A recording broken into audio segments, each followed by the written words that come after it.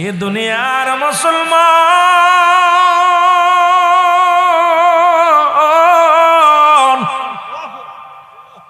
মৃত্যুর পরে আসবে আর একজন আজরাইল। লম্বা ইতিহাস, অতকে তো বলতে গেলে সময় লাগবে গো। আজরাইল আলাইহিস সালাম জানটা যখন বাইর করে নিয়ে যাবে, আসবে কি এরপরে কবরে যখন শোয়াইবে, আসবে একজন ফেরেশতা, নাম হলো নুমান ফেরেশতা। জোরে বল আল্লাহু আকবার। বাদানটা আমরা জানি কবরে শোয়াইলে মনকার নেকির আছে। বাবা শোনো, মনকার নেকির সওয়ালের আগে আসবে একজন ফেরেশতা, নাম হলো তার নুমান ফেরেশতা। নুমান ফেরেশতা আসিয়া ডাক দিয়ে উঠাইবে, বান্দা ওঠো। বান্দারে উঠাইবে, চক্ষু দিবে না, সব ঠিক আছে, চক্ষু দিবে না, কান দেয়া শুনতে পারবে, বলে আমি ফেরেশতা, আমার নাম হলো নুমান ফেরেশতা। আজরাইলের দায়িত্ব ছিল দুনিয়ার মধ্যে থেকে জানটা বাইর করার, আর কেরামন কাতিবিনের দায়িত্ব ছিল ভালো মন্দ লেখা। আর আমার দায়িত্ব দিছে আমার মাওলা, তোমার জানটা তোমার কাছে ফিরিয়ে দেব, তোমার রূহ মুবারক আমি ফিরিয়ে দিয়ে গেলাম। আর কিয়ামতের আগ পর্যন্ত তোমার মরণ হবে না। এই রূহের উপরে শুরু হবে বাজান তোমার কঠিন বিপদ আর বিপদ। জোরে বলো আল্লাহু আকবার।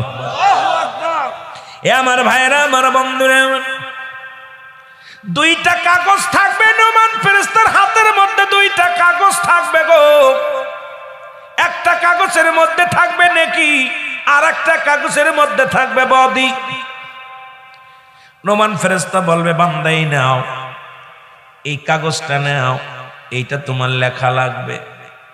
বান্দা কাগজটা পড়ে দেখবে, কোরআন খতম পড়েছি, নামাজ পড়েছি, রোজা রাখছি, হজ করেছি, যাকাত দিছি, মা বাবার খেদমত করেছি, সব বালা বালা জিনিসগুলো পড়বে। বলবি এটা লেখা শুরু করো। এটা লিখে রাখছে কেরামান কাতিবিন, দুজন ফেরেশতা। এবার তুমিও লেখো। বান্দা বলবে, ও ফেরেশতা আমি লিখবো কেমন করে, আমার কাছে তো কোনো কলম নাই। বলবে, কলম হলো তোমার শাহাদাত আঙ্গুল মোবারক। কলম পাইলাম, কালি পাবো কই? কালি হলো তোমার থুতু মোবারক। এই গালের থুতু মোবারক হলো তোমার কালি। থুতু মোবারক পাইলেন, কয় লিখবো কিসে, এখন তো আমার কাছে কোনো কাগজ নাই। বলে, বান্দারে টেনশনের কোনো কারণ নাই। এই যে 3 টুকরা কাপড়ের কাপড় দেয়া হয়, 1 টুকরা কাপড়ের কাপড় গা থেকে খুলে দিবে গো।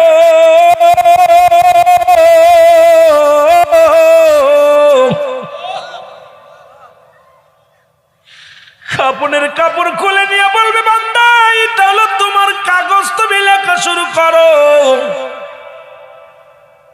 বান্দা লেখা শুরু করে দিবে, কোথায় আমি নামাজ পড়েছিলাম, কোথায় দান খয়রাত করেছিলাম, কোথায় আমি আল্লাহর দ্বীনের মধ্যে পাগল ছিলাম। সবকিছু যখন লেখা হয়ে যাবে, বান্দার হাত থেকে কাপড়ের কাপড়টা টান দিয়ে খুলে নেওয়া হবে। বাবারা একটু দরদি, বাবারা খেয়াল করে শুনবেন। বান্দার কাছ থেকে ছিনিয়ে নেওয়া হবে ভালোটা লেখা পর। এবার বলবে, বান্দা লেখো। এবার হাতের মধ্যে নিয়ে দেখবে রে, কোন মহিলার সঙ্গে আমি ওই নীলা মার্কেটে যা চা পান করেছিলাম, বেগানা মহিলার হাত ধরে টেনেছিলাম, কোন মহিলার নিয়ে আমি রেস্টুরেন্টে ছিলাম, কোন বন্ধুদের নিয়ে আমি জুয়ার আড্ডায় ছিলাম, কোন বন্ধুদের নিয়ে আমি গাঁজা মদ খেয়েছি, কোন বন্ধুদের নিয়ে আমি তামাশা করেছি, কোন বন্ধুদের নিয়ে আমি গান বাজনায় গেছি গো।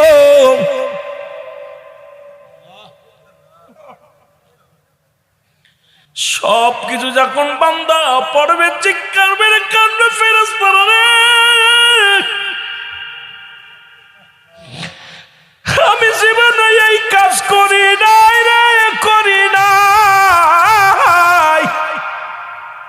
আজকে যেমন ভিডিও হয়, রেকর্ডিং হয়, সঙ্গে সঙ্গে 40 বছরের জিন্দেগিটা টান দিবে, টানতে দেখাইবে, বান্ধবী দেখো নীলা মার্কেটের কাছে তুমি ওই 4 প্যান্ডেলে মহিলা, বেগানা মহিলা নিয়ে বয়া বয়া পান করেছিলা, তুমি ওই অমুক দিন অমুক হোটেলে ছিলা, অমুক দিন অমুকের বউডা নিয়ে ভেগে গিয়েছিলেন, অমুক দিন অমুকের মেয়ের হাত ধরে টেনেছিলেন, তুমি তোমার বাবা মারে গালি দিয়েছিলেন, তুমি গাঁজা মদ খেয়েছিলাম, কত টাইমে, কত সময়, কত সেকেন্ড, সব কিছু বাইর করে দিবে। দেখো রে বান্দা, এই ভিডিও চিত্রটা সামনে হাজির করে দিবে।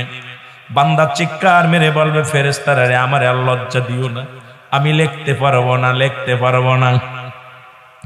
বান্দা যখন চিৎকার মেরে বলবে, ফেরেশতারা রে আমি আর লিখতে পারি না, ফেরেশতাটা গম্বুজ হাতের মধ্যে নিবে, এক একটা বাড়ি মারবে, 70 গজ মাটির নিচে চলে যাবে, আবার বান্দাকে উঠানো হবে, এই গায়ের মধ্যে আঘাত করবে রে, গায়ের গোশতগুলো খসে খসে পড়ে যাবে। বান্দা শুধু চিৎকার মেরে কাঁদবে আর মালিক তুমি আমারে দয়া করো গো, আমি আর পারছি না, আমি আর পারছি না রে আল্লাহ। এক একটা বদ আমল গুলো লেখানো হবে, এক একটা আঘাত করবে, যতক্ষণ পর্যন্ত কেরামন কাতিবিন লিখে রাখছি এটা নিজের হাতে লেখা লাগবে, আপনার আমল নামাটা নিজ হাতে লিখে দেওয়া লাগবে। বান্দা কানবে আর বলবে, ফেরেশতারা রে আমার আর লেখাস না, আমি পারছি না। সাপ বিচ্ছু কবরের ভিতরে আসবে, আগুন তেরে আসবে, জাহান্নামের মধ্যে একটা গাছ আছে, গাছটার নাম জাক্কুম নামে কাঁটাযুক্ত গাছ। এই গাছটা একবার গিরাস করবে, আবার ছেড়ে দিবে, আবার গিরাস করবে, আবার ছেড়ে দিবে। বান্দারে একবার মাটির নিচেই যাবে, ডান পাশের মাটিগুলো বাম দিকে চাপ দিবে, বাম পাশের মাটিগুলো ডান দিকে চাপ দিবে, মাথার পাড়া উপরের মাটিগুলো নিচেই চলে আসবে, নিচের মাটিগুলো উপরের দিক চলে যাবে, হাড্ডি গুড্ডি বাম পাশের হাড্ডিগুলো ডান দিকে চলে যাবে, ডান দিকের হাড্ডিগুলো বাম দিকে চলে যাবে। এত কষ্ট দিয়া রে বান্দা সবকিছু লেখায় নিবে, বলে তুমি লেখো, তুমি পারবা না, এক একটা মার দিবে। এইভাবে লেখা যখন শেষ হয়ে যাবে, বান্দার আমল নামাটা যদি ভালো হয়, এটা থাকবে গলার মধ্যে, উপরে লাগায়া দিবে। যাবার সময় নোমান ফেরেশতা বলবে, বান্দানি তোমার আমল নামাগুলো আমি রেখে দিয়ে গেলাম গলার মধ্যে ঝুলাইয়া। একটু পরে আসবে মানকারে নেকির ফেরেশতা, সওয়ালের জবাব করবে, বান্দা তোমার নেকি বদিগুলো সামনে থুয়ে গেলাম। দৌড়ে আসবে, বান্দার যদি ভালো নেকি হয়, এই কাগজটা কাপড়ের কাপড়টা থাকবে উপরে, বান্দার যদি বদ আমল বেশি হয়, এটা থাকবে উপরে। বান্দা বলে, গুড বাই আল্লাহর বান্দা, 40 বছরের জিন্দেগি, 30 বছরের জিন্দেগি তুমি কাটাইলা মিশে মিশে গো, আল্লাহর দিয়া জিন্দেগি গুলো কাটাইলা অবহেলায়। এখন তোমার কবরের ভিতর থেকে আমি বিদায় হলাম, আমার সনে আর দেখা হবে না। আমি বিদায়ের পর পরই আসবে মানকান নেকির ফেরেশতা। জোরে জোরে চিল্লা বলো আল্লাহু আকবার। এ দুনিয়ার মুসলমান রে,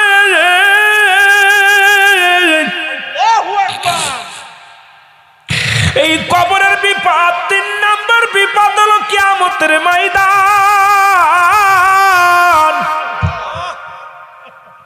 যেদিন একটা নেকির জন্য দাঁড়ে দাঁড়ে কাঁদবে মানুষ গো। এই দুনিয়ার মধ্যে টাকা না থাকলে ধার পাওয়া যায়, চাউল না থাকলে ধার পাওয়া যায়, তেল না থাকলে ধার পাওয়া যায়। বাদান এমন একটা দিন আসবে যেদিন ছেলে বাবারে চেনবে না, বাবা ছেলেরে চেনবে না, বিবি স্বামীরে চেনবে না, স্বামী বিবিরে চেনবে না। পরিচয় বিবি ডাকতে বলবে, স্বামী রে আমি তোমার বিবি। স্বামী বলবে, বিবি রে তুমি কে গো, তোমারে আমি চিনি না, জীবনে কোনোদিন বিয়ে করি নাই। ছেলে বলবে, বাবা একটু দাঁড়াও। বাবা বলবে, বাজান তুমি কারে আব্বা বলো, জীবনে আমার কোনো সন্তান নাই। ভাই বলবে, ভাই একটু দাঁড়াও। ভাই বলবে, কে তুমি ভাই বলে ডাক দাও, জীবনে আমার কোনোদিন ভাই ছিল না।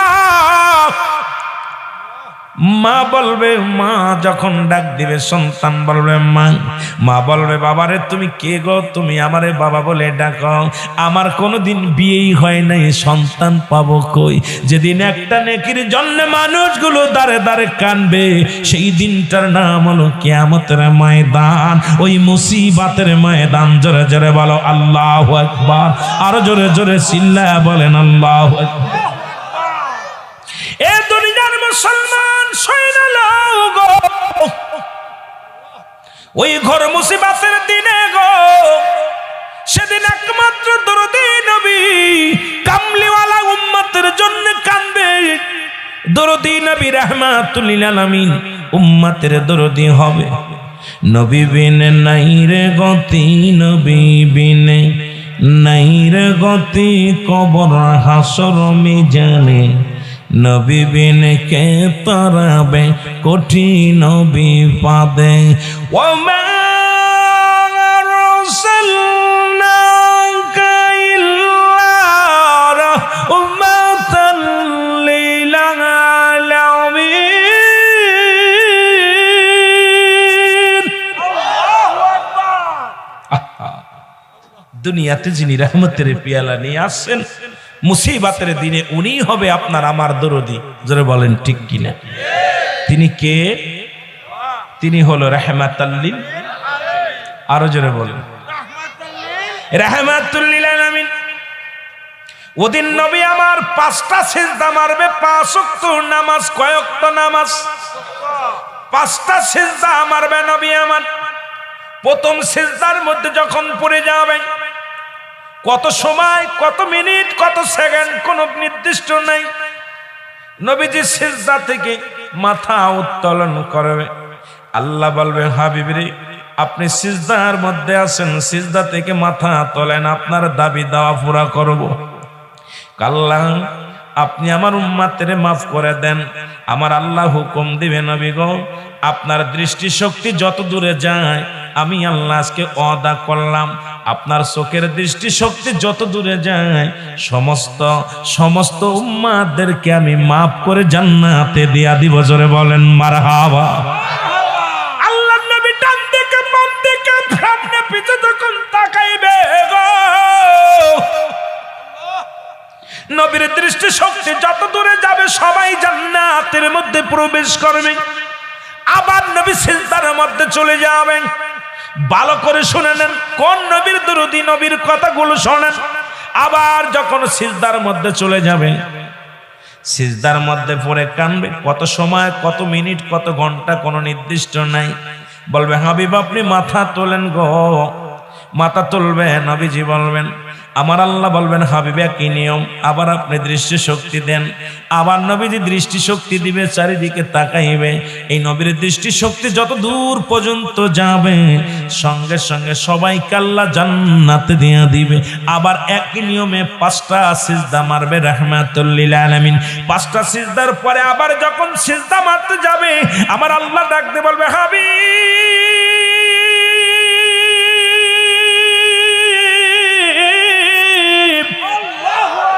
এখন যারা অবশিষ্ট আছে এদেরকে আর ক্ষমার যোগ্য না নবী গো, এরা ক্ষমার উপযুক্ত নয়, এদের জন্য আপনি আর সিজদায় যাবেন না। এই বাকিগুলোর জন্য রয়েছে চিরন্তরে জাহান্নাম। জোরে জোরে চিল্লায়া বলা যাবেন আল্লাহু আকবার। ও মন গমায় না আরে, নাম জপ মৌলার, একদিন ঘমাইবি রে মন, কবর মাঝার মন। কিসের আশায় আসো তুমি,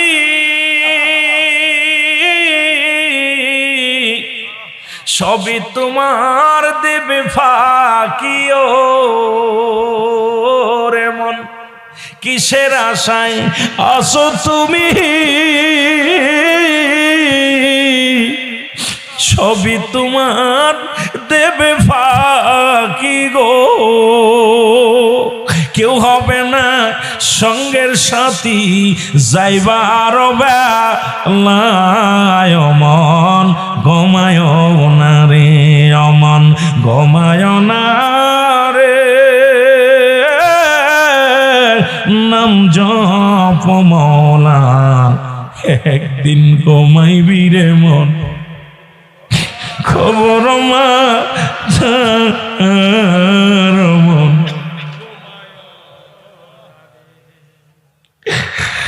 উল্লাসে করিয়া ভুলে গেলি খোদার নাম, না করিলি নিজের কাম, শেষে হবে কি উপায়?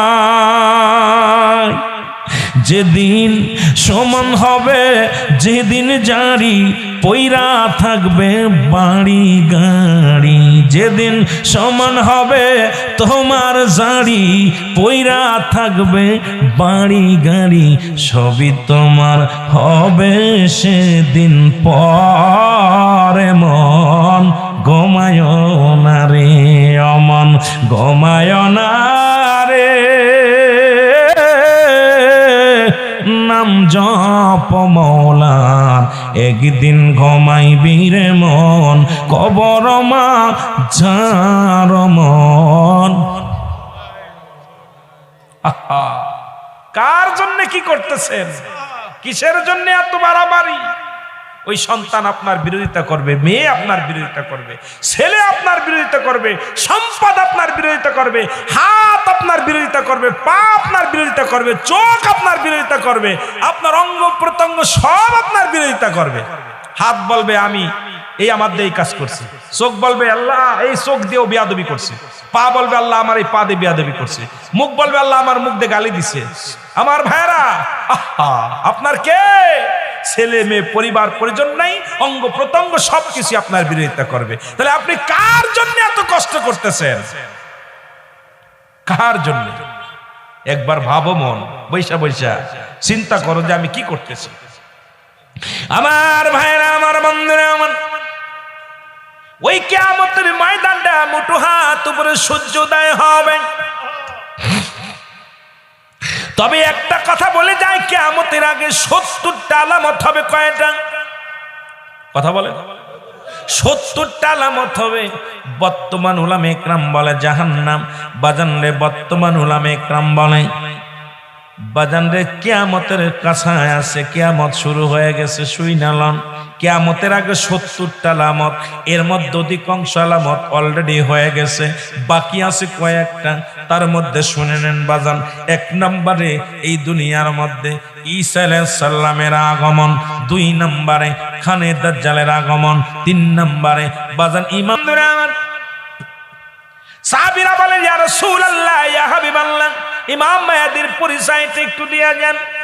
নবী বললেন 1 নম্বর পরিচয় হলো কখন ইমাম মেহেদী প্রকাশ পাবে? মক্কা মদিনায় যখন পাপে পাপ হয়ে যাবে। এখন মক্কা মদিনার যিনি রাজা, ইনি হলো 1 নম্বর নাস্তিক। ভালো করে শুনে নেন, যিনি মক্কা মদিনায় বাংলাদেশের সিনেমার হল বন্ধ হয়েছে, মক্কা মদিনায় সিনেমার হল ভিত্তি স্থাপন হয়েছে, বাংলাদেশে পতিতালয় বন্ধ হয়েছে, আর মক্কা মদিনায় মুসলিম পতিতালয় খোলা হয়েছে।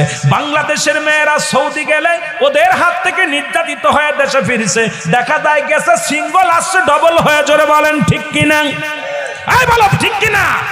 এর মানে আর বুঝতে বাকি না, ওরা হিংস্র প্রাণীর মতো হয়ে গেছে, হিংস্র জানোয়ার হয়ে গেছে। শুধু ক্ষমা পায় রাসূলুল্লাহর কারণে। বাবা শুইনালান, এখন বড় বড় কষ্টের কথাগুলো শুইনালান। মক্কা মদিনা ওপেন জিনা ব্যভিচার চলবে। এ মুসলমান, সৌদি আরবে এখন ওপেন সিনেমার হলের ভিত্তি স্থাপন হয়েছে। যদি মিথ্যা বলি আমার এখনই ধরবেন, হুজুর রং বলছেন। মক্কা মদিনার ডান পাশের গেটে, কাবা শরীফের ডান ঘাটের পাশে সিনেমার হলের ভিত্তি স্থাপন হয়েছে। এখন সৌদির মেয়েরা ওপেন গাড়ি চালায়, রাস্তাঘাটে এখন ওপেন শুরু করেছে। বাবা শুনে নেন, এখন মানব নবীজি বলেছেন কিয়ামতের আগে 1 রাজার 3 জন সন্তান হবে, 3 জনই রাজা পরিচয় দেবে। ছোট ছেলে বলবে আমি রাজা, মেজ ছেলে বলবে আমি রাজা, বড় ছেলে বলবে আমি রাজা। 3 জনের ভিতর রক্তক্ষয় যুদ্ধ হবে, 3 জনই তারা মারা যাবে। আর ও যখন সৌদি আরবের যিনি প্রধান থাকবে, তার নামের আগের হক্কর হলো সিন, আর পরের হক্কর হলো মিম। এই সিন আর মিম, এই দুটি নাম থাকবে আগার পরে। এত বিস্তারিত ভাঙ্গা যাবে না রে বাবা। কিয়ামতের আলামতের কথাগুলো একটু শোনায় যায় আপনাদেরকে মুসলমান। নবীজি বলছে, কি বলছে শুইনা লও। যখন মক্কা মদিনায়, মদিনার বুকে এত পরিমাণ মক্কার জমিনে এত পরিমাণ পাপ চলবে গো, সন্তান মাকে বিয়ে করবে, এখন আর আমাদের বুঝতে বাকি নাই।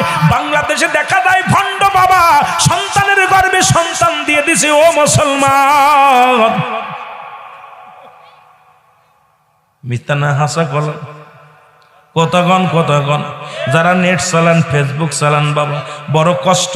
দেখা যায় কয়েকদিন আগে দেখলাম বরগুনার জমিনে, বাবা আমি নাম রেখেছি রাগ করেন না, বরগুনার জমিনে দেখলাম নিজের মেয়ের সর্বনাশ করছে নিজের বাবায়, প্রতিবেশীরা এসে ধরছে। এই রকম হাজার হাজার ইতিহাস। এখন পরক্রিয়া, এখন শুধু পরক্রিয়া। বাবা কেমন যুগ আইসা গেল রে বাবা, নাতির জীবন সর্বনাশ করে দাদায়, দাদা কেমন দাদা নাতির অবস্থা ভয়ঙ্কর। সন্তানের সঙ্গে ও মুসলমান বাবা হইয়া নরপশুর মতো ব্যবহার শুরু হয়ে গেল, ভাই হয়ে ভাইয়ের সর্বনাশ। দেখা যায় বোনকে নিয়ে ঢাকা আসছে কাজের দেওয়ার কথা বলে, দেখা যায় বোনের গর্ভে ভাইয়ের সন্তান। সেইটা দুঃখ আর থাকতে পারে না। এই জামানা বড় ভয়ঙ্কর জামানা শুরু হয়ে গেছে, ধরে বলেন ঠিক কিনা? আমার ভাইয়েরা, আমার বন্ধুরা, আমার নবীজি বলছে আমার সাহাবীরা রে, ইমাম মেহেদী আলাইহিস সালাম কিয়ামতের আগে যে আলামত ইমাম মেহেদীর সিনার পরিচয়, উনি থাকবে বেটে বর্ণ, লম্বাও না। এই এই এই হচ্ছে কি রে, হচ্ছে কি প্রশিক্ষণ এটা পাইছস? গাউসে পাক প্রশিক্ষণ পাইছিল কোরআন। আহা, মা কোরআন পড়েছিল পেটে নিয়া, আর গাউসে পাক কোরআন পড়ে। বিসমিল্লাহির রহমানির রহিম। ইন্নাল্লাযীনা ক্বালু রাব্বুনাল্লাহু সুম্মা ইসতাকামু তাতানাজ্জালুল মালাঈকাতু আল্লা তাখাফু ওয়া লা তাহজানু ওয়া বিশরু বিল জান্নাতিল্লাতী কুনতুম তুআদুন। আর ওরা ওর বাপ মা বইয়া বইয়া খালি মোবাইল টিপছে, ওরাও বসে বসে গল্প করছে। রাত জাকার বই, ওয়াজের ভিতর মন নাই, তাও বসে আছে। আল্লাহ কবুল করুক ওদের। আমার দাদা একটা কথা বলতো, আগে আমাদের যুগে যখন ছেলে মেয়ে জন্ম নিত কান্ত, মা মা কয়ে কান্ত। আর এমন একটা ডিজিটাল যুগ আসলে এখন জন্ম নিয়ে কয় সিনেমা সিনেমা কয়ে কান্দে। ঠিক কিনা? কারণ পেটের ভিতর নিয়ে খালি মোবাইল টিপে আর 21 ইঞ্চি কালার টিভি। আহা, জাতির দুঃখ জানো, সমাজ জাতি শেষ। আল্লাহু আকবার বলে। আমার ভাইরা, আমার বন্ধুরা, আমার গভীর মনোযোগ যে কথা বলতেছিলাম গো, ইমাম মেহেদী আলাইহিস সালাম না থাকবে লম্বা, না থাকবে বাইটা, মিডিয়াম বর্ণ হবে, চেহারা থাকবে শ্যামলা বর্ণ, না থাকবে উজ্জ্বল সুন্দর, না হবে কালো, শ্যামলা বর্ণ হবে। ইমাম মেহেদী আলাইহিস সালামের বুরু দুইটার থাকবে টানা বুরু। এই বুরুর মধ্যে কোনো দাগ থাকবে না, মাঝখানে কপাল টানা বুরু। ইমাম মেহেদী আলাইহিস সালামের কানের ভিতর থাকবে লম্বা লম্বা পশম। সুবহানাল্লাহ। এই কানের ভিতরে লম্বা লম্বা পশম জ্বালাবেন। ইমাম মেহেদী আলাইহিস সালামের সিনাটা থাকবে সিংহ পুরুষের মতো, সিনাটা থাকবে একটু উঁচু, গর্দানটা থাকবে একটু উঁচু। ইমাম মেহেদী আলাইহিস সালাম থাকবে তুতলা, কথা বলতে গেলে বেঁধে যাবে, শুধু উরতের মধ্যে জোরে জোরে থাবা মারবে, জোরে জোরে থাবা মারবে। ইমাম মেহেদীর আর একটা পরিচয় বাবা, ইমাম মেহেদী আলাইহিস সালাম যখন মক্কার জমিনে প্রচুর পরিমাণ পাপ শুরু হয়ে যাবে, জিনা শুরু হয়ে যাবে, জুয়া শুরু হয়ে যাবে, মদ শুরু হয়ে যাবে, গাঁজা শুরু হয়ে যাবে, ইয়াবা শুরু হয়ে যাবে, এক কথাই নষ্টামি যখন নেমে আসবে, ইমাম মেহেদী আলাইহিস সালামের প্রকাশ পাবে। ইমাম মেহেদী আলাইহিস সালাম তখন লজ্জায় মুখ ঢাকিয়া, লজ্জায় মক্কা থেকে মদিনার দিকে হিজরত করবে। মদিনার দিকে যখন হিজরত করবে, অত্যবাদান হক্কানি উলামা ইকরামের সামনে দেখা হয়ে যাবে। আলেম উলামারা বলবে, আপনি ইমাম মেহেদী, আপনি কই যান গো? ইমাম মেহেদী বলবে, ভাই আপনারা ভুল করছেন, আমি ইমাম মেহেদী না, আমার নাম মুহাম্মদ, আমার আব্বার নাম আব্দুল্লাহ, আমার নাম আমিনা। সুবহানাল্লাহ। আপনারা ভুল করছেন, আমার নাম হলো মুহাম্মদ, আমি কি ইমাম মেহেদী নয়? ইমাম মেহেদী নয়। লোকজন বারবার বলবে চিনতে বাকি নাই, যেহেতু আমার নবী আলোচনা করছে, ওলামা একরাম আলোচনা করেছে, আপনাকে চিনতে পেরেছি, আপনি ইমাম মেহেদী। তখন উপর থেকে একটা আওয়াজ আসবে, আওয়াজটা হলো হাজা খলিফাতুন ফিল আরদ, হাজা খলিফাতুন ফিল আরদ। জোরে জোরে চিল্লা বলা যাবে না মারহাবা। ইমাম মেহেদী আলাইহিস সালাম এবার নীরব হয়ে যাবে, এইবার মুসল্লিরা বলবে ইমাম মেহেদী গো, এই আওয়াজটা কে দিল? ইমাম মেহেদী মাথাটা নত করে বলবে, হ্যাঁ আপনারা ঠিকই বলেছেন, আমি হলাম এই জামানার ইমাম মেহেদী আলাইহিস সালাম। জোরে জোরে চিল্লায়া বলেন সুবহানাল্লাহ। আর আমাদের দেশে ভণ্ডরা এখন ইমাম মেহেদী সাদা শুরু করছে। হ্যাঁ ভণ্ডরা, ভণ্ডগুলো আলো কই, ইমাম মেহেদী অমুক। জুতার বাড়ি অভাব। জোরে বলেন ঠিক কি? ইমাম মেহেদী যখন প্রকাশ পাবে, এরপরে আসবে ঈসা আলাইহিস সালাম। ঈসা আলাইহিস সালামের আগমনের, ঈসা আলাইহিস সালাম আসরের নামাজের সময় আসবে। ওই নামাজের ইমামতি করবে হযরত ইমাম মেহেদী আলাইহিস সালাম। ইমাম মেহেদী আলাইহিস সালামের ইমামতি করবেন, আর ইমামতি করবেন আর নামাজ পড়বেন ঈসা আলাইহিস সালাম পিছে। ইমাম মেহেদী আলাইহিস সালামের হাতে হাত রেখে বায়াত গ্রহণ করবে ঈসা আলাইহিস সালাম। জোরে বলেন সুবহানাল্লাহ। আরো জোরে বলেন। ঈসা আলাইহিস সালাম যখন আগমন করবে, এরপরে আসবে ইয়াজিদ মওজুদ। কি আসবে? ইয়াজিদ মওজুদ, যাদেরকে বন্দী করে রাখছে বাদশা জুলকারনাইন। হাওয়ার গাড়ি হাওয়ায় চলে, কলের গাড়ি কলে চলে, বিনা তেলে চালায় গাড়ি নবী সুলাইমান, আমরা সেই মুসলমান। বাদশা জুলকারনাইনকে আল্লাহ পৃথিবীর মধ্যে 1600 বছর হায়াত দান করেছিল। জোরে বলেন আল্লাহু আকবার।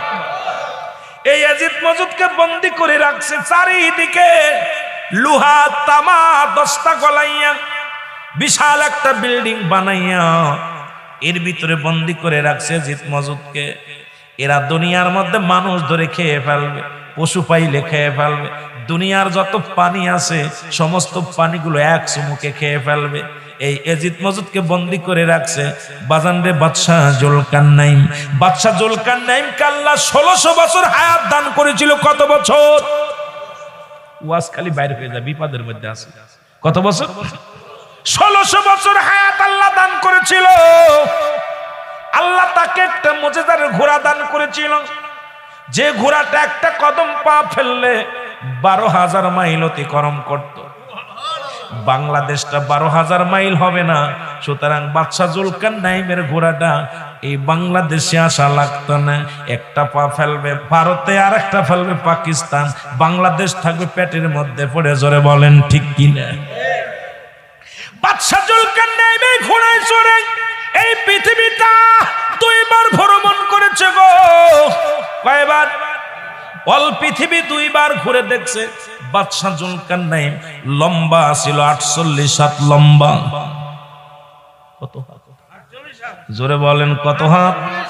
বাবারে কথাগুলো বলতে যায়, ওই না কিয়ামতের ময়দানের আলোচনা করতে যায়, শুধু আলোচনা বাইর হবে রে আব্বা, রাতকে রাত দিনকে দিন চলে যাবে।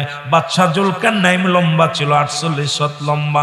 যারা মক্কা মদিনায় হজ করতে গেছেন, মক্কা মদিনা থেকে উত্তর দিকে একটা মহাকামা দেখা যায়। সেই মহাকামাটার নাম হলো আলেকজান্দ্রিয়া সিটি শহর। ওই শহরের মধ্যে বাদশা জুলকারনাইনকে শোয়ায় রাখা হয়েছে।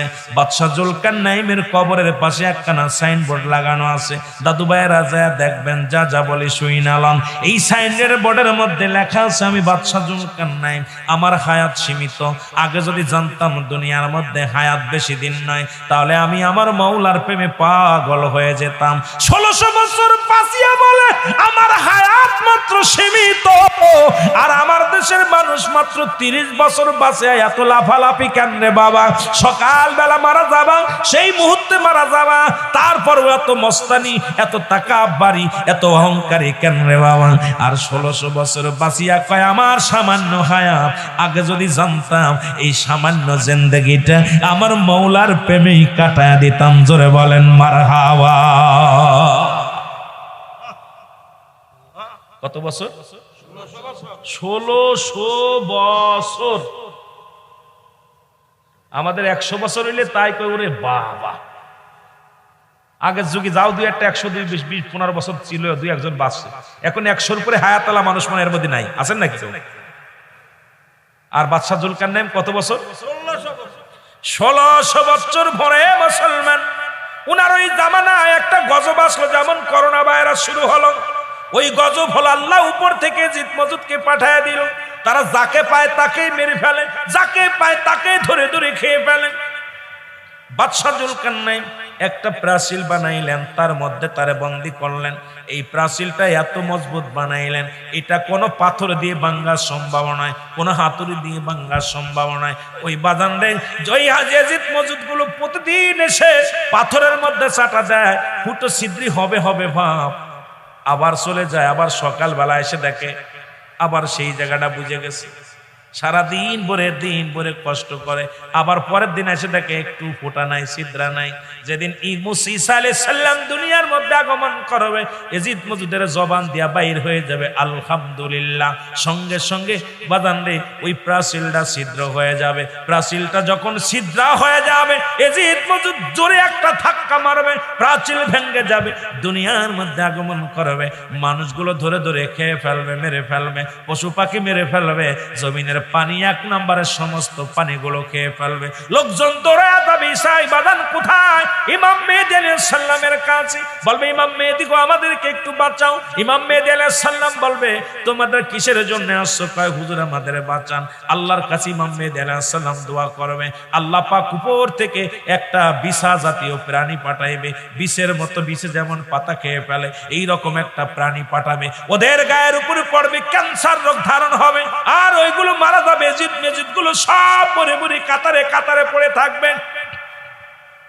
দুর্গন্ধে মানুষ টিকতে পারবে না। এই পোকাটা যার গায়ের পড়বে সেই মারা যাবে। সেই ক্যান্সার রোগে ধারণ করে 24 ঘন্টার মধ্যে সে মারা যাবে। এই রোগের কোনো ওষুধ থাকবে না। যেমন করোনা ভাইরাসের ওষুধ তো কিছুটা বাইর করেছে রে বাবা, ওই এজিদ মজুদের মারার কোনো মারার যে ওষুধ আল্লাহ পাঠাইলেন উপর থেকে, সেটা হলো বিষে জাতীয় একটা প্রাণী। এটা বাদান গায়ের পরে যার পড়ছে সেই মারা যাবে। এবার এজিদ মজুদের ভাত থেকে বা ওই গন্ধ থেকে বাঁচার জন্য ইস মুসা কার কাছে? ও মুসলমান, ইমাম মেহেদী আলাইহিস সালামের কাছে মানুষ আগমন করবে। ইমাম মেহেদী আলাইহিস সালাম দুটি হাত উঠায় দোয়া করবে। আল্লাহ তখন সঙ্গে সঙ্গে একটা প্রাণী পাঠাবে, কাক জাতীয় প্রাণী। এই যে আমাদের দেশে কাক, এই কাক জাতীয় একটা প্রাণী পাঠাবে। কাক না কিন্তু, এটা এক একটা প্রাণী ধরে ধরে খেয়ে ফেলবে, সমস্ত গোশতগুলো খেয়ে ফেলবে, শুধু হাড্ডিগুলো পড়ে থাকবে জমিনের মধ্যে, হাড্ডিগুলো পড়ে থাকবে। জোরে জোরে বলেন আল্লাহু আকবার। আল্লাহু আকবার। কিছু শেষ করে দিব, সারা দিব কথা কয় না। সংকেত মনে হচ্ছে শুভ সংকেত না। আমি তো সারলেই বাসি, ভয় নাই। কথা বলছেন? এই আসল ইতিহাসগুলো জানার দরকার। কেবল তো আর শুরু করছি, কেবল হচ্ছে শুরু। বাবারে, আমরা তো খালি ফাঁকি দিয়া শিখছি। আমি তো যে ওয়াজ করতেছি খালি দূরত্ব দূরচ্ছি। এইটা যদি আমি বিস্তারিত সুরতে বলতে যেতাম ঘন্টা লাগতো 6টা, যেটুকু বলেছি। আমি আমার বাস্তব আজকে চিন্তা করছিলাম একটা অন্য একটা আলোচনা করবো, যেহেতু আপনারা সাবজেক্ট দিয়ে ফেলছেন বলে আমি পাশে গেছি। আমি বাস্তববাদী বক্তা। আমি আলোচনা করি জাতিকে বাঁচানোর জন্য, নিজে বাঁচার জন্য। আমার আলোচনাটা প্রতিটা আলোচনায় হয় জাতিকে কোনভাবে ফেরানো যায়, দেশকে কোনভাবে বাঁচানো যায়, সমাজকে বাঁচানো যায়, মানুষকে কোনভাবে আল্লাহমুখী করা যায়। এটাই আমার চিন্তা, আর কোনো চিন্তা নেই আমার ভাইয়েরা। এরপরে কি হলো?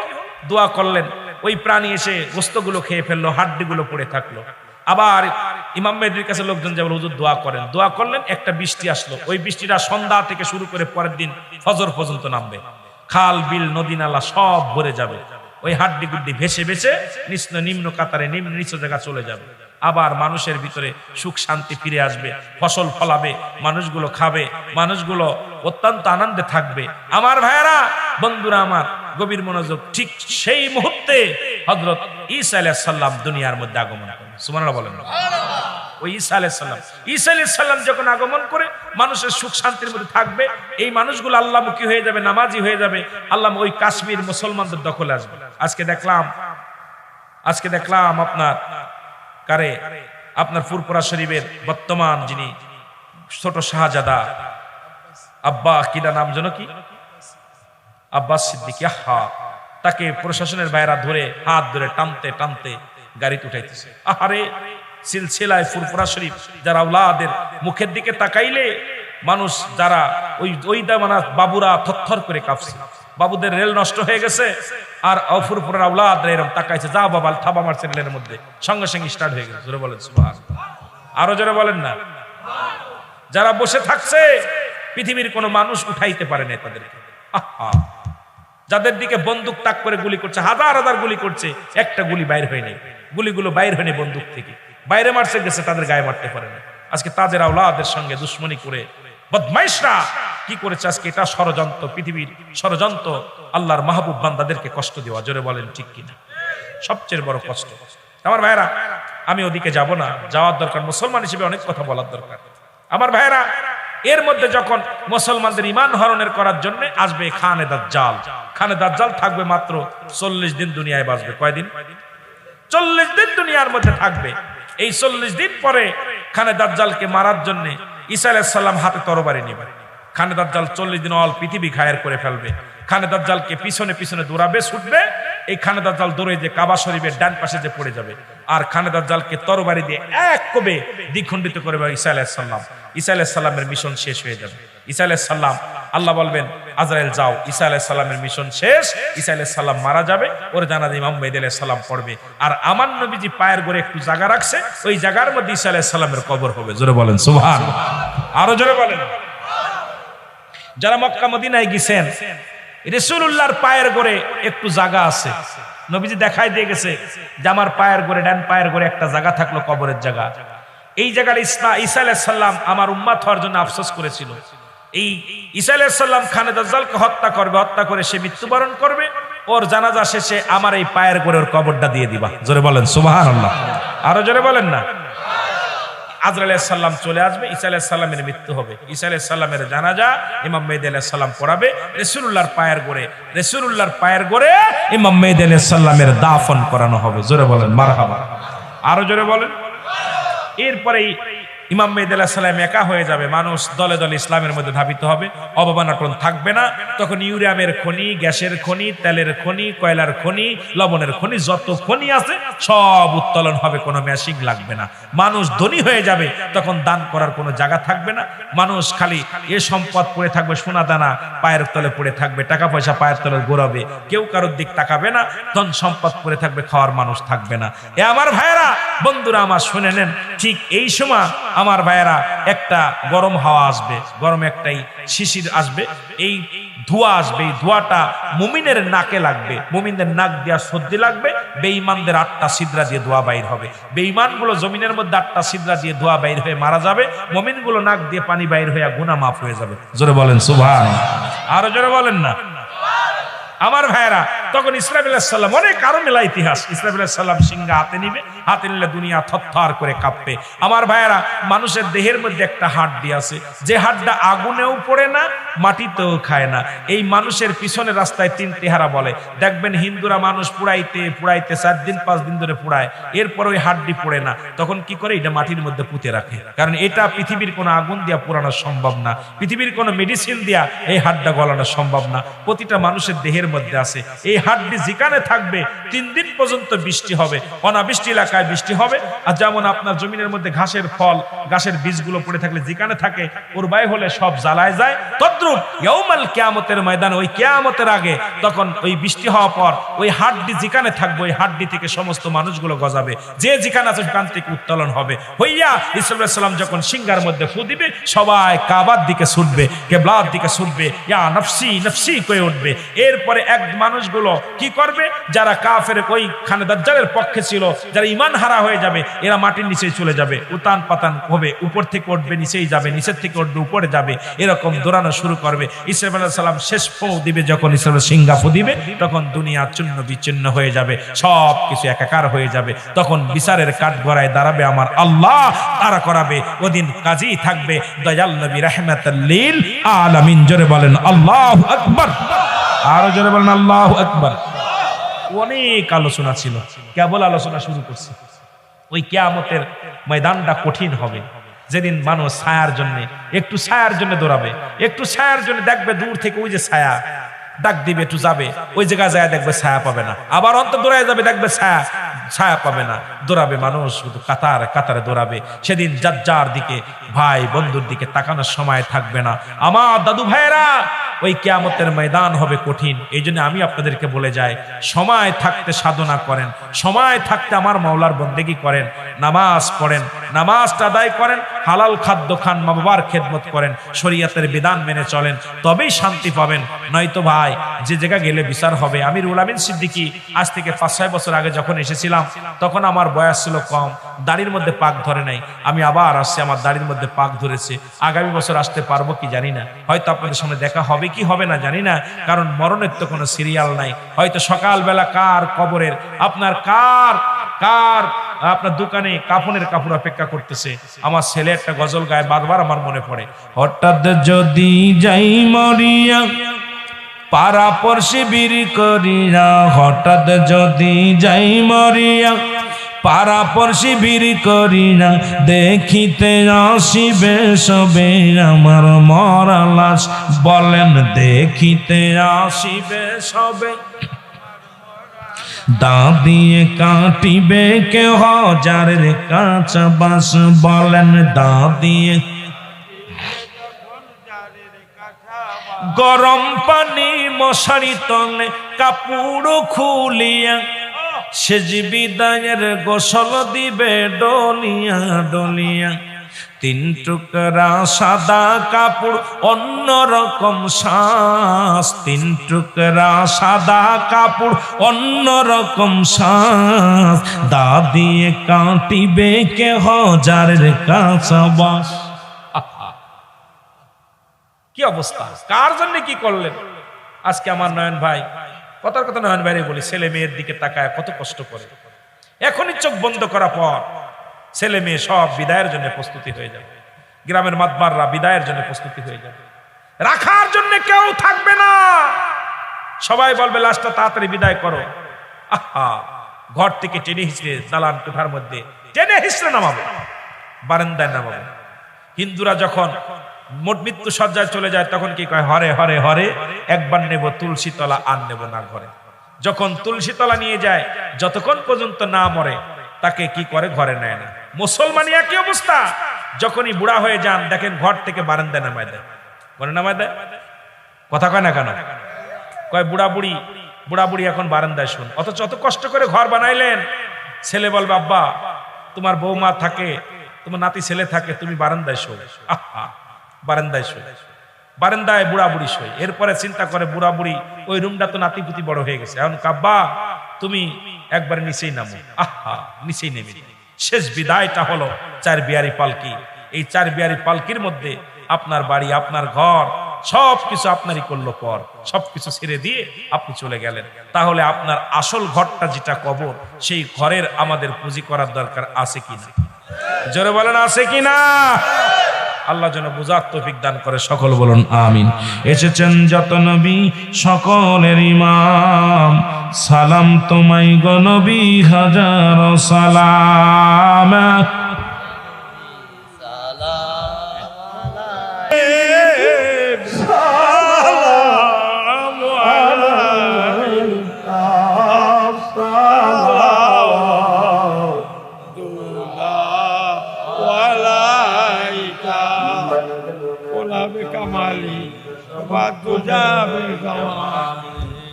আসনাতু জামিয়া হুসালিহি সাল্লাল্লাহু আলাইহি ওয়া আলিহি।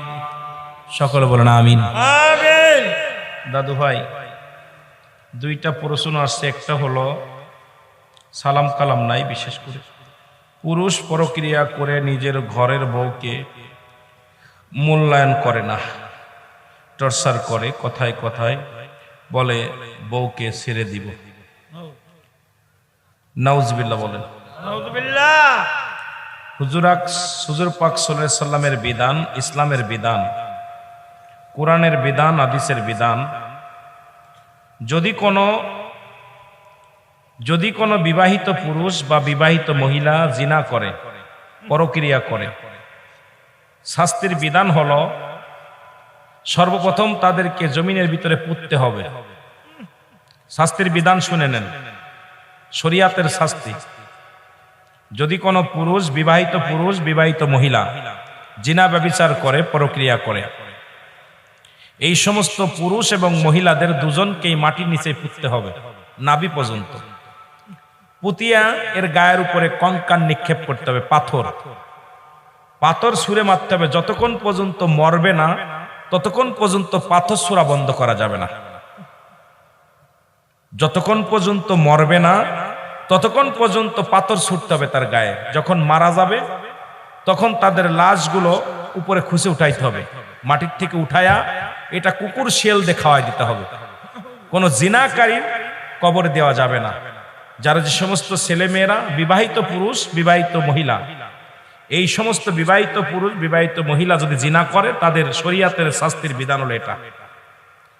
শরিয়াতের বিধান, যদি কোনো অবিবাহিত পুরুষ, অবিবাহিত মহিলা জিনা করে, বিধান হচ্ছে এই জমিনের মধ্যে, মহল্লার মধ্যে সবচেয়ে শক্তিশালী গায়ে যার বল আছে, ন্যায়পরায়ণ মানুষ, যার দিলে মায়া কম, এই লোকটা দিয়ে 100 বেতের আঘাত মারতে হবে। 3টা কি 4টে মারা পর মরা লাগবে। ভালো করে শুনে নেন, এত জোরে মারতে হবে যে 2-4টে মারা পর মারা যাবে। মরে যাওয়ার পর যদি দেখলেন মরে গেছে, এই অবস্থায় তার মাফ করা যাবে না। যদি 2-4টে বেত বাকি থাকে বা 10টা বেত বাকি থাকে, তাকে কবর দিতে হবে। কবর দিয়া তার কবরের উপর দিয়ে ডুরা মারতে হবে। এটা হলো শরিয়াতের বিধান। এখন এই আইন যদি বাংলাদেশ সরকার করত, যেহেতু 90% মুসলমান, আমার দেশ থেকে জিনা ব্যভিচার বন্ধ হয়ে যেত। জোরে বলেন ঠিক কিনা? এটা গেল শরিয়াতের ওয়াজ। এখন কিয়ামতের ময়দানে বিচার শোনেন, যে সমস্ত মেয়েরা, যে সমস্ত ছেলেরা পরক্রিয়া করবে, ইয়াউমাল কিয়ামতের ময়দানে আগুনের ফুলকি বাইর হবে পুরুষের লজ্জাস্থান দিয়ে। যে সমস্ত ছেলেরা নিজের হালাল স্ত্রী ব্যতীত অন্য মহিলার কাছে যায়, অন্য মহিলাদের আকৃষ্ট করে, এই সমস্ত মেয়েদের লজ্জাস্থান দিয়ে, ছেলেদের লজ্জাস্থান দিয়ে আগুনের ফুলকি বাইর হবে।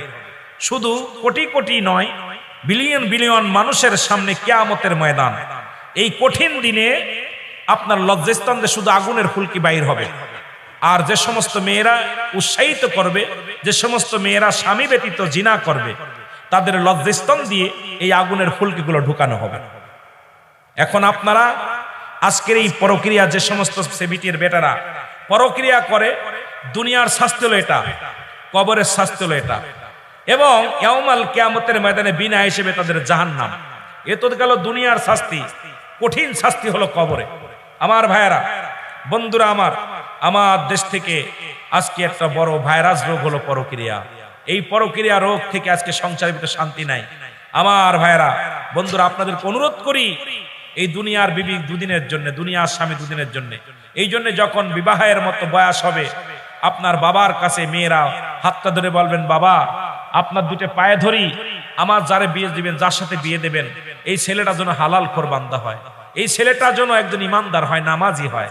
এই যে ছেলের সঙ্গে বিয়ে দিবে, সে ভ্যান চালাক, সে রিক্সা চালাক, সে অটো চালাক, সে দিনমজুরি হোক, সে যেন সারাদিন পরে আমাকে একটু হালাল খাদ্য খাওয়ায়, সে যেন নামাজ পড়ে, সে যেন নিজে হালাল খাদ্য খায় এবং আমাকে যেন পর্দায় রাখে। এমন একটা ছেলের সঙ্গে আমার বিবাহ দিবা। আবার কোন ছেলে যদি বিয়ে করতে চান, আপনার মা, আপনার বাবা, আপনার বউয়ের কাছে, আপনার বোনের কাছে দাবি করবেন, বোন রে, বাবারে, আমার যে মেয়েটার সঙ্গে বিবাহ দিবা, আমার সুন্দরী মেয়ের দরকার নেই, ধলা চামড়ার দরকার নেই, এমন একটা মেয়ে দিবা, সেই মেয়েটা ছোট হোক, বাড়ি হোক, কালা হোক, এই মেয়েটা যেন কোরআন পড়তে পারে, এই মেয়েটা যেন পর্দা করে, এই মেয়েটা যেন আল্লাহকে ভয় পায়, রাসূলের প্রেম তার মধ্যে থাকে। এমন একটা সঙ্গিনী যদি আপনি জীবনে পান, দুনিয়ার জগতে জান্নাতি। জোরে বলেন ঠিক কিনা? আরো জোরে বলেন ঠিক কিনা? এখন আমাদের কপাল আমরা পুরাইছি। আমাদের কপাল, প্রয়োজন হলে বিয়ে করো না, রোজা রাখো। প্রয়োজন হলে মেয়েরা তোর মারে বলি, মাগো আজকে রূপ জৈবন, যখন জৈবন আসে তখন নিজেরাই ঢেউ খায়, নিজেরাই কয় লীলা মার্কেটে দেখা করে, আহা দেখা করে পরক্রিয়া করে। এরপরে এই জন্য সংসারে শান্তি নাই।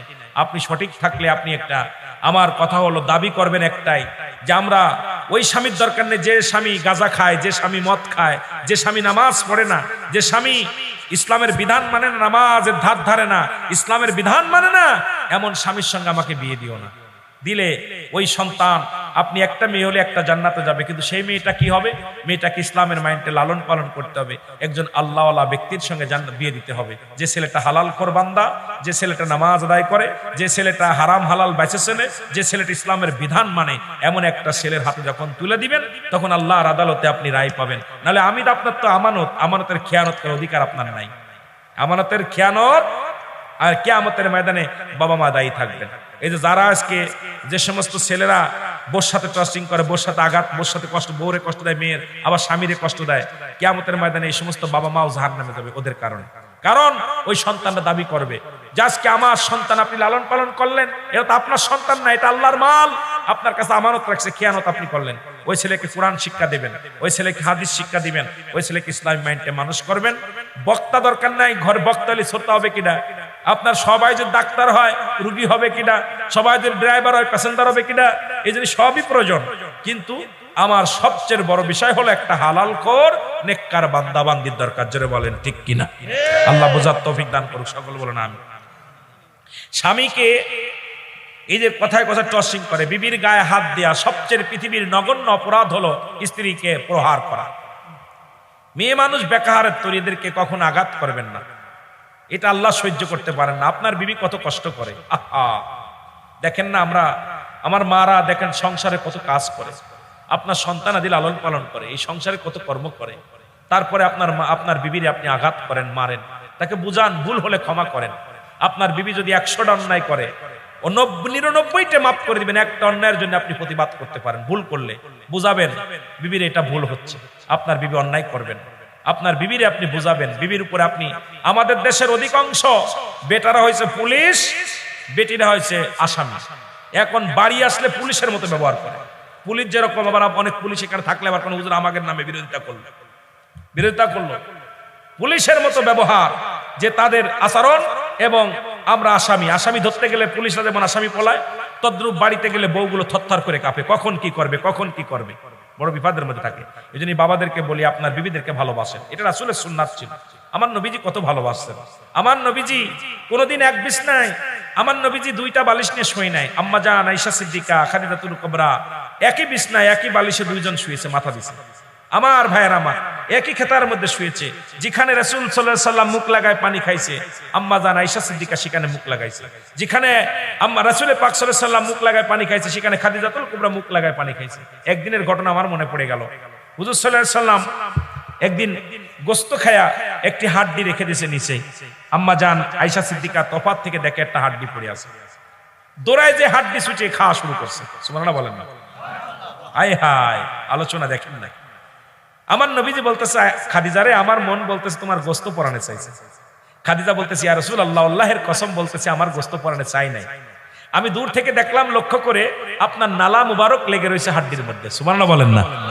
আপনার থুতু মুবারক, এই থুতু মুবারক লেগে আছে হাড্ডির মধ্যে। এই জন্য আমি হাড্ডার মধ্যে যখন আমি চাটা দিলাম, এত মজা পাইছি। ইয়া রাসূলুল্লাহ, ইয়া হাবিবাল্লাহ, আমার নবীজির থুতু মুবারক আমি পেটের মধ্যে রেখে দিছি, খুব মজা পাইছি। সুবহানাল্লাহ বলেন না? কত ভালোবাসছে, এর ভালোবাসা বলে। আস্তে শুনেছি, বসনে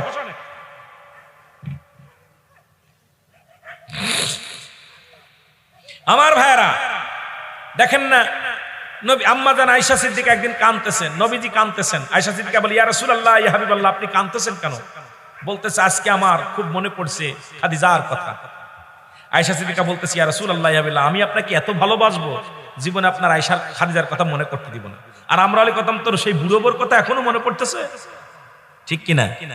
আমার বাজানেরা শুনে নেন, আমার নবীজির বয়স যখন 25, বিয়ে করলেন 40 বছরের এক বিধবা মহিলা আম্মা জান খাদিজাতুল কুবরা। নবীজির বয়স ছোট, অল্প ছোট, 25 বছর, মাত্র 25। কিন্তু কোনোদিন মা খাদিজা নবীকে কখনো অপমান করে নাই, অপদস্থ করে নাই। নবীকে ভালোবাসছে জান এবং মাল দিয়ে, জানের চাইতে ভালোবাসছে।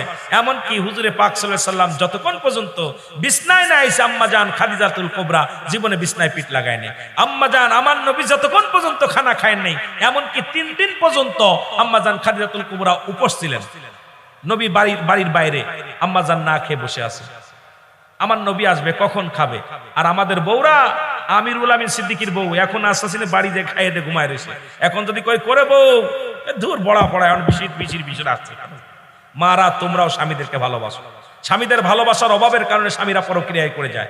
স্বামীদেরকে ভালোবাসা দাও, প্রেম দাও, মহব্বত দাও, দেখবে অবশ্যই অবশ্যই তোমার স্বামী ফিরে আসবে। জোরে বলেন ঠিক কিনা? আমার ভাইয়েরা, যে কথা বলতেছিলাম আমার আম্মাজান খাদিজাতুল কুবরা, আম্মাজান আবার রাসূলের পাকের বয়স যখন 53, বিয়ে করলেন আম্মাজান আয়েশা সিদ্দিকা, তখন বয়স সবেমাত্র 7 অথবা 9, 6-7 অথবা বছর, 9 বছরে বাসর।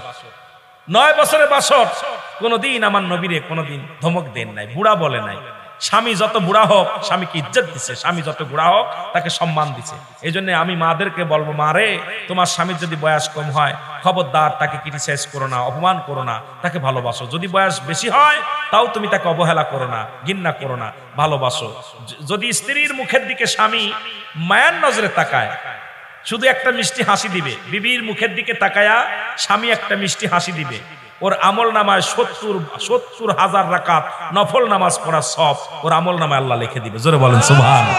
আরো জোরে বলেন, আরো জোরে বলেন সুবহানাল্লাহ। বিবি সারা রাত ভরে নফল বন্দেগী করে যে ফায়দা লুটতো, স্ত্রী স্বামী একটা মিষ্টি হাসি দিছে, খালি ঘরের মধ্যে সালাম দিয়া ঢুকছে, বিবি হাসি দিছে বিবিরে। এই জন্য আম্মা জান, আমার নবীজি বলছে, তোমাদের আম্মা জান আমি যখন ঘরে যেতাম, এই চুলগুলো, লম্বা চুল, আম্মা জান খাদিজাতুল কুবরার লম্বা চুল ছিল। এই চুলগুলো আমার আগে সর্বপ্রথম আসল দিয়ে আমার মাথাকে মুড়িয়ে রাখতেন এবং চুলগুলো আমারে দিয়ে এমন ভাবে আলিঙ্গ করতেন, ঘরের ভিতরে গেলে আমার বুকের ভিতর টান দিতেন। জোরে বলেন সুবহানাল্লাহ। আরো জোরে বলেন সুবহানাল্লাহ। এমনকি আমার ভাইয়েরা, আমার নবীজির যে ইতিহাস পাওয়া যায়, ইসলাম পাওয়া যায়, ইসলামের বিধান অনুযায়ী চলবেন। আমার ভাইয়েরা, অনেক আলোচনা, এই আলোচনা করব কি, বড় মায়া লাগে, বড় কষ্ট লাগে। আপনারা আজকে সমাজ যা হলো, আমার বাদানরা তোদের পায়ে ধরে বলে যায়, এই কঠিন বিচারের সম্মুখীন হবি বাবা, আল্লাহর আদালতে রেহাই পাবি না। আজ থেকে পাপা কাজ, অন্যায় কাজ ছেড়ে দিয়ে জোরে বলেন আমিন। দ্বিতীয় বলতেছে, নিজের বউরে আপনি দয়া করে বউর উপরে নির্যাতন করবে না, বউকে কষ্ট দিবেন না। আপনার বাড়িওয়ালারে কষ্ট দিলে ওই হুর গেলে মান কষ্ট পায়। হুরেরা বলে, এই পুরুষ, কাকে তুমি নির্যাতন করতেছো? তো দুনিয়ার দুদিনের জিন্দেগি তুমি তার উপরে নির্যাতন করতেছো। তুমি আসো, তোমার কিন্তু আমরা, তুমি ভালো হয়ে আসো, তোমার জন্য আমরা মেহনত খেদমত করার জন্য আসি। আহা আমার ভাইরা, দ্বিতীয়, নিজের স্বামী যদি নিজের স্ত্রীকে কথায় কথায় ছেড়ে দিবে বলে, তাহলে কি এটা ছাড়া হবে? যদি আগে হবে রাগ মুক্ত, রাগ অবস্থা আছে কিনা, মাতাল অবস্থা আছে কিনা, যদি ন্যায় আপনার একেবারে সুস্থ মস্তিষ্কে যদি কোনো ব্যক্তি সাক্ষী রেখে স্ত্রীকে তালাক দেওয়ার কথা বলে, সঙ্গে সঙ্গে তালাক হয়ে যাবে। এটা হলো শরীয়তের মাসলা, শরীয়তের মিসলা। তবে কথায় কথায় তালাক দিতে হলে স্ত্রী হালকা হয়ে যাবে, কালমা তওবা পড়ে নিতে হবে, তওবা পড়ে নিতে হবে, এটার জন্য গুনাহগার হয়ে যেতে হবে। যদি কথায় কথায় বিবিকে তালাক দেওয়ার কথা বলেন, এটা হবে স্ত্রীকে তালাক দেওয়ার কথা, কথায় কথা বললে এটা গুনাহ হবে। যত অল্প বলবেন তত সগীরা গুনাহ, বেশি বললে কবিরা গুনাহ, গুনায় কবিরা হয়ে যাবে। আমার ভাইয়েরা, স্ত্রীকে আপনার কথায় কথায় বলবেন না তালাক দিলাম, এটা দিলাম। স্ত্রী তো ঘরের লক্ষ্মী, আপনার গায়ের পোশাক। এই গায়ের পোশাক, এই জামাটা যেমন ময়লা হলে এটা পরা যায় না, তদ্রূপ এই বিবিটিকে সৌন্দর্য রাখবেন। বিবিদেরকে মার্কেটে নেবেন না, বিবিদেরকে পার্কে নেবেন না, বিবিদেরকে কোনো পুরুষে দেখতে দিবেন না, ঘরের ভিতর লুকায় রাখবেন। এটা আপনার কাপড়। স্বামী স্ত্রীর পোশাক, স্ত্রী স্বামীর পোশাক। এই জন্য দুজন দুজনকে ছাড়া, যেমন পোশাক ছাড়া বডির সৌন্দর্য বাড়ে না, বডি ছাড়া পোশাকের সৌন্দর্য বাড়ে না, তদ্রূপ স্ত্রী ছাড়া স্বামীর সৌন্দর্য বাড়ে না। এই জন্য স্বামী স্ত্রী দুজন পোশাক, দুজন দুজনকে ভালোবেসে আঁকড়ে রাখবেন, আগলে রাখবেন। সুখে দুঃখে দুজন দুজনের সুখ দুঃখের সদা সর্বদাই পাশে থাকবেন। আল্লাহ যেন বোঝার তৌফিক দান করে। সকল বলুন আমিন। আমার ভাইরা, আপনাদেরকে সেরে দেব অনেক আগেই। আমারও আগামীকাল প্রোগ্রাম বরগুনা, ও টেনশনে আছে, ছোট ভাই টেনশনে আছে। সারাদিন ভরে জার্নি করে আগামীকাল বরগুনা প্রোগ্রাম মঠবাড়িয়া, এখানে যাইতে আমার জীবন শেষ হয়ে যাবে, অনেক কষ্ট। আবার পরের দিন সিলেট প্রোগ্রাম, সুতরাং অনেক দূরে দূরে এই প্রোগ্রামগুলো সারাদিন ভরে করা লাগে। আমি মাগুরা থেকে আসলাম আপনাদের উদ্দেশ্যে, অনেক দূর থেকে আসছি। শুধু নয়ন ভাইয়ের সাথে কথা দিছি, ভালো মনের মানুষ, আপনারা ভালোবাসেন। আরেকবার আবার যদি আসি কোনোদিন, আমি বাস্তব বিষয় নিয়ে আলোচনা করব। সাবজেক্ট নিয়ে আলোচনা করে মজা পাই না, কারণ আপনাদেরকে বুঝাবো। আমি মানুষের চেহারা দেখে ওয়াজ করি, এই চেহারার মধ্যে চাচ্ছে একটা দিচ্ছি আর একটা, এটা ভালো লাগে না। তা বিশেষ করে আপনাদেরকে বলে যাই, এই মাহফিলের জন্য অনেক ব্যয়বহুল খরচ হয়েছে। কোন দরদি আসেন যে 5,000 টাকা 10, আমার ভাইয়েরা যখন নোমান ফেরেশতা বিদায় নিবে আসবে, মান কান নেকির ফেরেশতা আসে, দেখবে বান্দার ওই আমল নামা দুইটা দেখবে, কাগজের ভিতরে লেখা বদ আমল এবং ভালো আমল। যখন ভালো আমল দেখবে, ওই যে মান রব্বুকা মান দীনুকা মান নাবিয়ুকা বলতেছে, কোন রেওয়াজে বলতেছেন, যেই কাগজটা দেখানো পর বলে বান্দা ওই দেখো তোমার জন্য 8টা ঘর আল্লাহ প্রস্তুতি করে রাখছে, ওর ভিতর খালি নিয়ামত আর নিয়ামত, যাও কিয়ামত পর্যন্ত ওই জান্নাত থেকে সুঘ্রাণ, জান্নাত থেকে খাবার, জান্নাত থেকে নিয়ামত প্রাপ্ত হইয়া তুমি এই কবরের ভিতর থাকবা। সুবহানাল্লাহ বলেন না? বান্দার যখন বদ আমল বেশি হবে, ডাকতে বলবে আফসোস, সুহকান সুহকান, দূর হয়ে যা। 40 বছরের জিন্দেগি পাইয়া গুনাহ মাফ করাইতে পারিস নাই, তোর বড় আফসোস তোর জন্য। চিরদিন থাকবি যেখানে, যে ঘরটার ভিতরে জাহান্নামের আগুন, ওই আগুন তেরে আসবে, সাপ তেরে আসবে, বিচ্ছু তেরে আসবে, জাহান্নামী ফেরেশতারা, মালিক ফেরেশতার চেলাপেলাগুলো বড় বড় রুলান নিয়ে আসবে, লাঠি নিয়ে আসবে, হাম্বল নিয়ে আসবে, এটা দিয়ে আঘাত করতে শুরু করবে। আর এই আঘাত কবরে শুরু হবে। কিয়ামত কবরের আযাব যদি দুনিয়ার মানুষ জানতো, এই দুনিয়ার মধ্যে মানুষ যদি একটু বুঝতে পারতো, দুনিয়ার মানুষ হার্ট ফেল করে মারা যেত। আল্লাহু আকবার বলেন। কবরে যে আযাব হয়, আপনারা বিশ্বাস না করেন, বাড়ি যাবেন, আপনার আব্বার কবরের পাশে একটা গরু বাঁধবেন, গরু বাঁধিয়া এবার ভালো মন্দ খাবার দিবেন, খাবার দিয়ে একটু আড়ালে দাঁড়ায় থাকবেন, দেখবেন ওই গরুটা ছুটাছুটি করে, গরুটা শুধু টালুমালু তাকাবে, খালি টালুমালু তাকাবে, দড়ি ছিঁড়াছিঁড়ি করবে, ঘাস খাবে আর তাকে তার এরম তাকাবে। বুঝবেন যে আপনার আব্বার কবরে আযাব হচ্ছে, আপনার বাবার কবরে, দাদার কবরে আযাব হচ্ছে।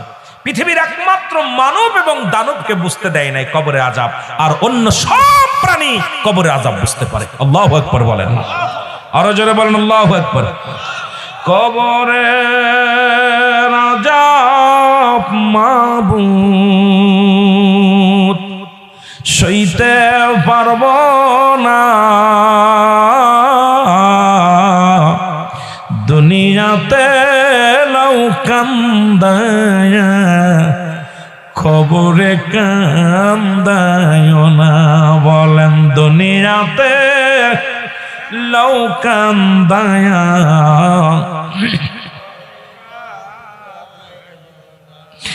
আজরাইল যেদিন ধরা দিবে,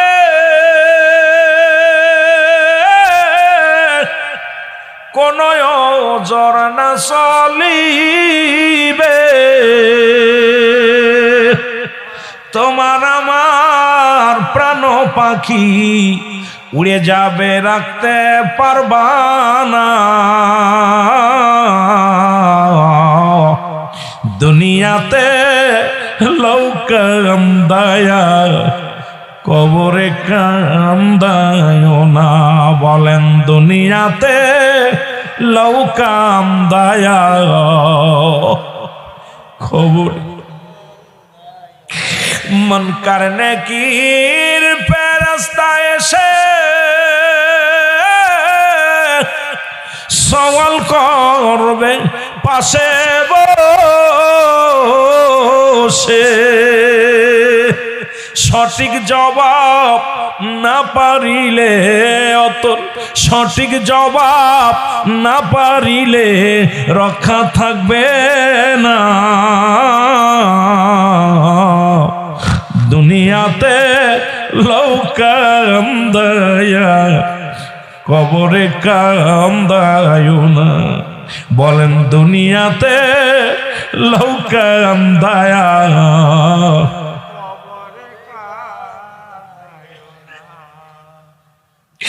কাল কিয়ামতের মাঠে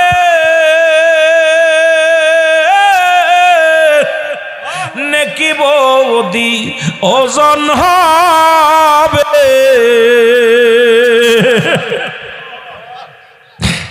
এর কঠিন কিয়ামতের মাঠে